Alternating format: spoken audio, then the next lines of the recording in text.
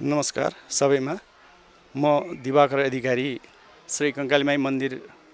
संरक्षण समितिको उपाध्यक्षको पदमा छु हाल र श्री कंकाली गुठीको एउटा सदस्य हुँ र यस श्री कंकाली मन्दिरको बारेमा मैले जानेको केही कुराहरू यहाँहरु समक्ष म जानकारी गराउँदै छु। यो श्री कंकाली माईको मन्दिर पृथ्वीनारायण शाहको पालामै जब उहाँले किर्तिपुरमा आक्रमण गर्नुभयो त्यति बेला दुईचोटि पराजय भोग्नु भएकोले गोरखकाली माता स्वयंले नै पृथ्वीनारायण शाहलाई चाहिँ यस ठाउँमा कंकाली मन्दिरको स्थापना गरिसके पछाडि युद्ध गर्नु भन्ने एउटा जुन किम्वदन्ती रहेको छ र त्यही समयदेखि नै श्री कंकाली माईको मन्दिर लाई चाहिँ नि पृथ्वीनारायण शाहकै पालामा यहाँ उत्पत्ति गराइएको भन्ने जुन एउटा किम्वदन्ती छ त्यसै अनुसारले साक्षात् एउटा देवीको शक्तिपीठको रूपमा हामीले मान्दै आएका छौँ। तर श्री कंकाली माईको मन्दिरलाई पछि 1842 मा आदरणीय श्री चामसिंह अधिकारीका सुपुत्र श्री मेयर सिंह अधिकारीले यहाँ जीर्णोद्धार गर्नु भएर र दैनिक पूजाको कार्यक्रमहरू चाहिँ सुरुवात गर्नु भन्ने एउटा किम्वदन्ती छ। त्यस पछाडि गएर यहाँको व्यथाहरू पनि धेरै थिए। अब यो मन्दिरलाई चाहिँ नि बिस्तारै पछि पुनर्निर्माण गर्दै यहाँ जानुभएको धेरै व्यक्तित्वहरूले यो पुनर्निर्माण गर्दै लिएर आउनु भएको छ र अहिले हाल चाहिँ श्री कंकाली गुठीबाट र श्री कंकाली मन्दिर संरक्षण समितिबाट यो मन्दिरको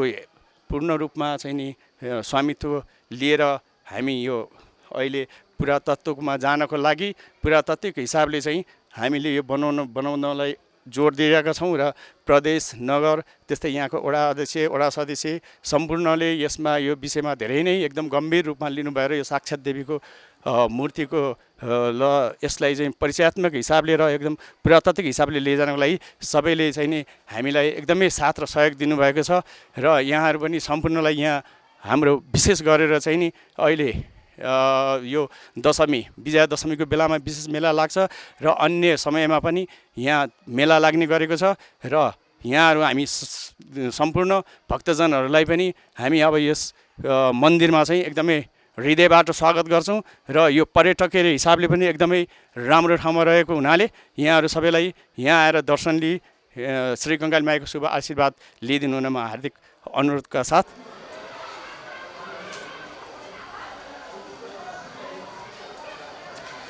यहाँको वडा अध्यक्ष हाम्रो वडा सदस्यज्यूहरूको एउटा यो पनि एउटा आस्थाको मन्दिर भएको हुनाले यो एकदमै सहयोग गर्नुभएको छ। उहाँले भौतिक संरचनाको लागि पनि नगरपालिका होस् प्रदेश होस् हैन पर्यटन होस् पुरातत्वको हिसाबमा पनि एकदमै उहाँले गर्न सक्ने सहयोगहरू चाहिँ गरि नै रहनु भएको छ।